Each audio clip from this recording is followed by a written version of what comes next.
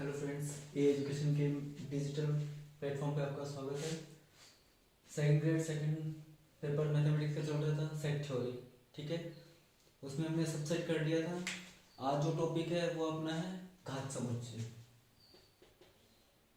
घात समुच्चय इंग्लिश में इसको बोलते हैं पावर सेट।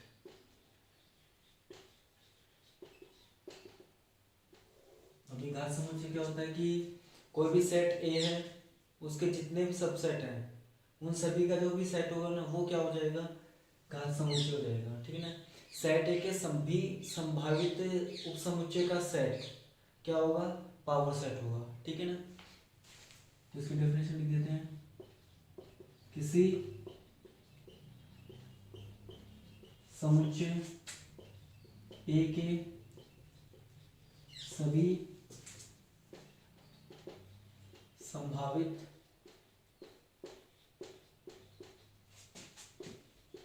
उपसमुच्चयों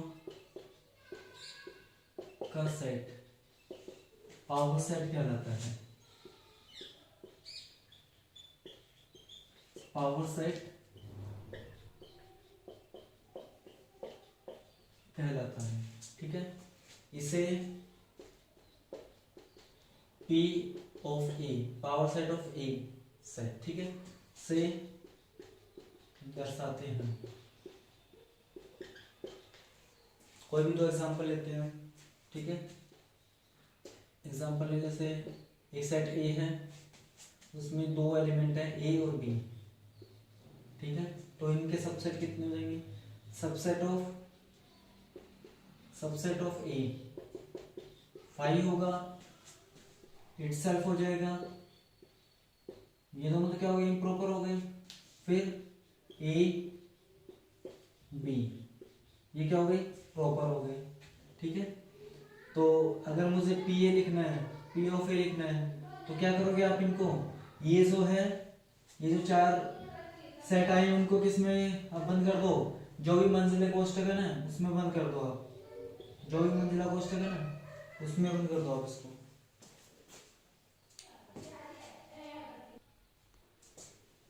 इनको किस में बंद कर दो, कर्ली ब्रैकेट में बंद कर दो इनको, तो ये पावर सेट हो जाएगा।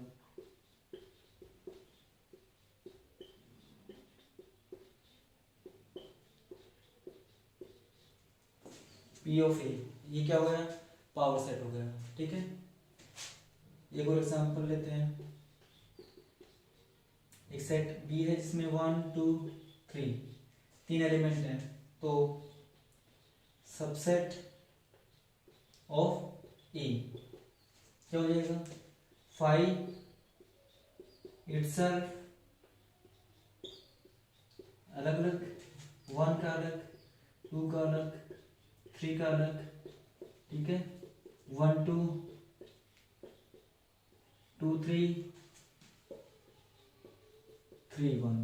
ठीक है, अब अगर subset of B, subset of B, अब पावर सेट ऑफ बी कितना आ जाएगा, ये जो भी आए ना उनको किस में बंद कर दो आप, कर्ली ब्रैकेट में बंद कर दो बस। 5 1 2 3 1 2 3 1 2 2 3 और 3 1। ठीक है, ये क्या हो जाएंगे, इसके पावर सेट ऑफ बी हो जाएंगे। ठीक है, अब अगर आप इसको, अब आपको पूछे कि what is the order of power set, तो हमें अगर पावर सेट की कोटि फाइंड करना है तो वो कैसे फाइंड करेंगे, अब वो सीखेंगे हम। ठीक है,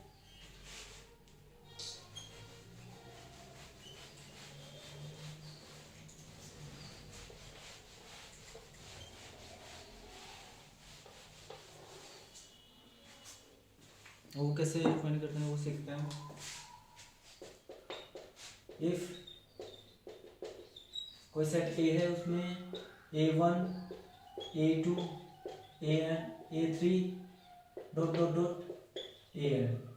ठीक है, तो ऑर्डर ऑफ ए कितना गया, n, इसमें कितने एलिमेंट है, n एलिमेंट है। ठीक है ना, तो ए के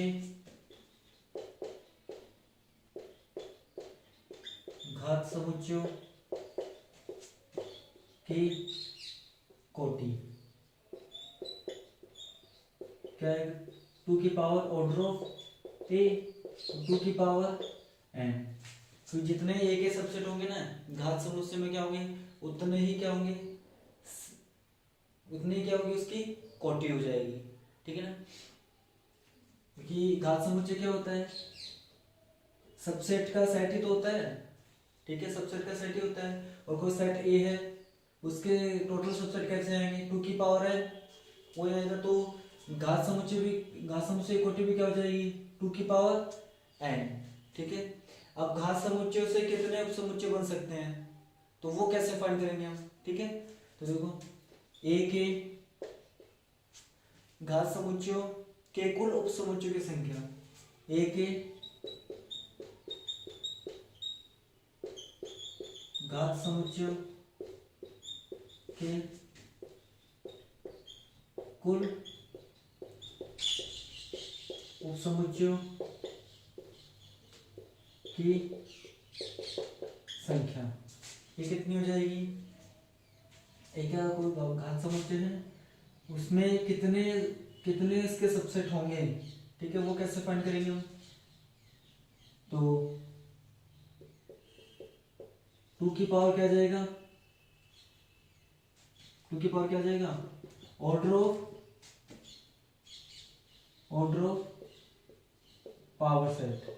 ठीक है, ऑर्डर ऑफ पावर सेट ए, 2 की पावर कितना गया, 2 की पावर 2 है। ठीक है, तो ऐसे फाइंड करेंगे हम घात समुच्चय के कुल उपसमुच्चयों की संख्या। 2 की पावर ऑर्डर ऑफ ए तो 2 की पावर एन, तो घात समुच्चय में घात समुच्चय की कोटि कितनी हो जाएगी, 2 की पावर एन। तो कुल उपसमुच्चय की संख्या कितनी हो गई, 2 की पावर ऑर्डर ऑफ पावर ए। ठीक है, जैसे ए में अगर 2 एलिमेंट है 1 2, ठीक है, तो ऑर्डर ऑफ ए कितना गया, 2 आ गया। तो इसके सबसेट कितने हो जाएंगे, सबसेट की कोटि कितनी हो जाएगी, 2 की पावर एन 2 की पावर 2, तो इनके टोटल सबसेट कितने होंगे, 4 होंगे। अब 4 के कितने, 4 क्या हुआ, जो भी इसका पावर सेट है उसमें कितने एलिमेंट होंगे, 4 एलिमेंट होंगे। तो पावर सेट के कितने सबसेट बन सकते हैं, तो 2 की पावर 2n तो 4, तो 2 की पावर 4 कितना आ जाएगा, 2 2 4 4 2 8 2 16। तो जो भी पावर सेट में 4 एलिमेंट होंगे ना उसकी कोटि कितनी है, उसके जो भी घात समुच्चय है उनके कुल उप समुच्चय की संख्या कितनी आ गई है, 16 आ गई है। कितनी आ गई है, 16 आ गई। ठीक है, अब एक एग्जांपल देख रहे हैं, कोई भी सेट ए है उसमें एलिमेंट है 1 2 3 4 5 6। ठीक है, तो ऑर्डर ऑफ ए कितना आ गया, 6 आ गया। ऑर्डर ऑफ ए कितना आ गया, 6 आ गया। तो ए के घात समुच्चय की कोटि, घात समुच्चय की कोटि कितने आ जाएगी, 2 की पावर ऑर्डर ऑफ ए तो 2 की पावर 6, तो कितना आ गया, 64 आ गया। अब 64 आ गया तो अब ये तो क्या है, घात समुच्चय की कोटि है कि घात समुच्चय में कितने एलिमेंट होंगे, 64 एलिमेंट होंगे।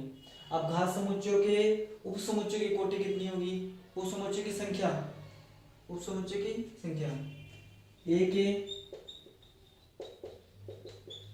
घात समुच्चय, घात समुच्चय के कुल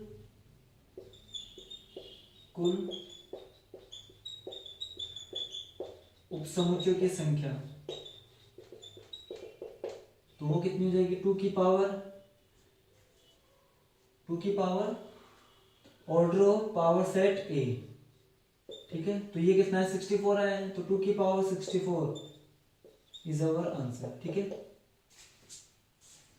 तो घात समुच्चय क्या होता है, जो भी कोई भी सेट है, ठीक है, उसके सबसेट का सेट क्या हो जाएगा, पावर सेट हो जाएगा। और पावर सेट की कोटि कैसे होती है, 2 की पावर ऑर्डर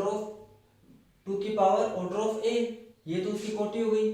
ठीक है, अब जो भी घात समुच्चय होगा उसमें कुल उप समुच्चय की संख्या कैसे है, कितनी है, तो वो कैसे फाइंड करेंगे हम, 2 की power order of power set in a, ठीक है, पावर सेट ए, तो 2 की पावर 2n आ जाएगा, ठीक है। तो ये अपना छोटा सा टॉपिक हो गया power set.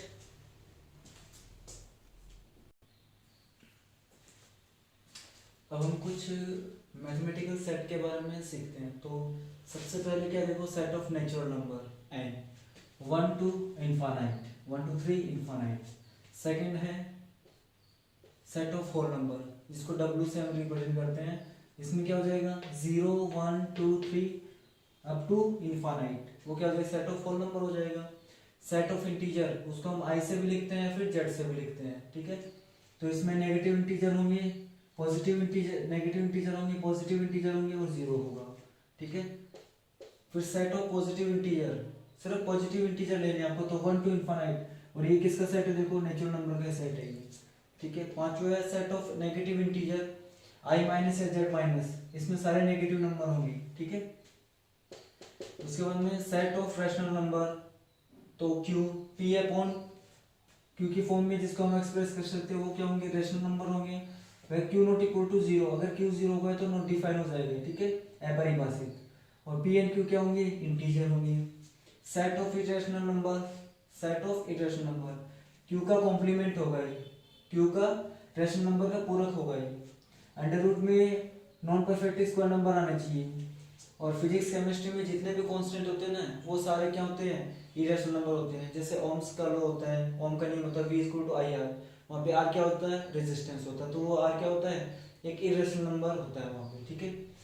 Set of real number, तो रैशनल नंबर और इरेशनल नंबर का जो भी यूनियन होगा ना, वो क्या होगा, सेट ऑफ रियल नंबर। और सबसे बड़ा सेट होता है set of complex number, set of complex number, x plus iota y, जहाँ पे x और y तो क्या होते हैं, रियल नंबर होते हैं, और आइटा क्या होता है, अंडर रूट -1 होता है, ठीक है। अब इसी में ही हम सबसेट वाला देखते हैं। तो सबसे छोटा सेट क्या होता है, नेचुरल नंबर। अब नेचुरल नंबर किसका सबसेट हो जाएगा, होल नंबर का। होल नंबर किसका सबसेट है, इंटीजर का। और इंटीजर किसका सबसेट है, रैशनल नंबर का, ठीक है। और रैशनल नंबर जो भी होंगे ना, वो किसका सेट होते हैं, रियल नंबर का।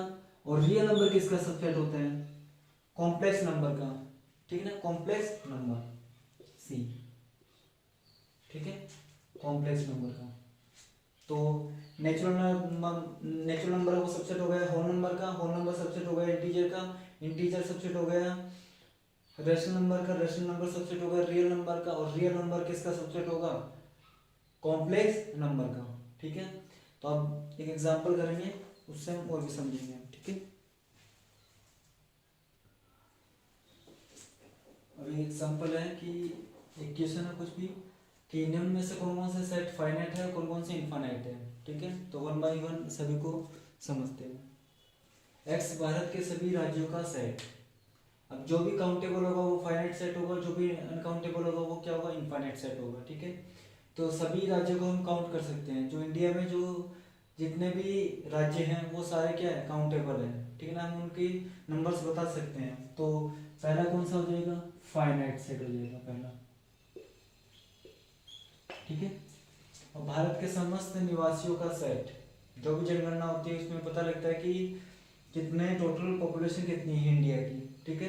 तो ये टोटल पॉपुलेशन हम काउंटेबल है, हम काउंट कर सकते हैं। एक आपका एक परिवार है, तो परिवार में भी कितने लोग रहते हैं आप उनको काउंट कर सकते हो, ठीक है। तो वैसे ही भारत में कितने लोग हैं उनको भी काउंट किया जा सकता है, ठीक है। तो ये भी क्या होगा, फाइनाइट सेट हो जाएगा, ठीक है। और जैसे अभी देखो कक्षा संसार के सभी मनुष्यों का सेट, एफ वाला देखते हैं। तो अगर भारत के काउंटेबल है तो विश्व के भी क्या होंगे, काउंटेबल होंगे। तो ये भी क्या हो जाएगा, फाइनाइट सेट हो जाएगा, ये भी क्या हो जाएगा, फाइनाइट सेट हो जाएगा। और सी वाला देखते हैं, जेड सच दैट जेड पृथ्वी के समस्त सजीवों का सेट। तो समस्त सजीव, ठीक है ना, कितने सांस लेने वाले जीव है, ठीक है ना। तो जैसे कोई एक ढेर लगा हुआ उसमें दीमक है, तो दीमक को भी हम काउंट नहीं कर सकते कि उसमें कितने दीमक हैं, ठीक है ना। तो सभी को काउंट करना है पॉसिबल नहीं है, तो ये क्या होगा, इनफाइनाइट सेट होगा। ये कौन सा होगा, इनफाइनाइट सेट। ठीक है, अब कक्षा 12 के सभी होशियार विद्यार्थियों का समूह। ठीक है, अब ये यहाँ पे जो होशियार विद्यार्थी है ना, उसकी एग्जैक्ट डेफिनेशन कुछ भी नहीं दे रखी है। आपको ये बोल रखा है कि 90% से ऊपर वाले होशियार हैं, या बदमाशी करने वाले होशियार हैं, या फिर और जो अदर एक्टिविटीज है ना उनमें बच्चों को होशियार बोल रखा है क्या इसमें, तो यहाँ पे कोई भी एग्जैक्ट नहीं है, तो ये अपरिभाषित है। ठीक है, इसमें ना तो आप बता सकते हो फाइनाइट ना ही इनफाइनाइट, तो ये अपरिभाषित है।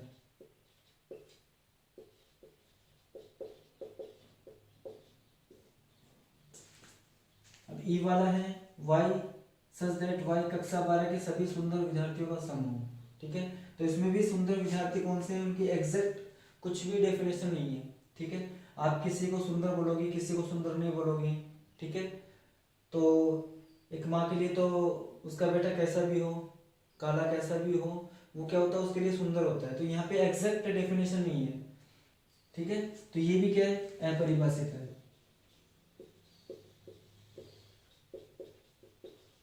ये भी क्या है, अपरिभाषित है।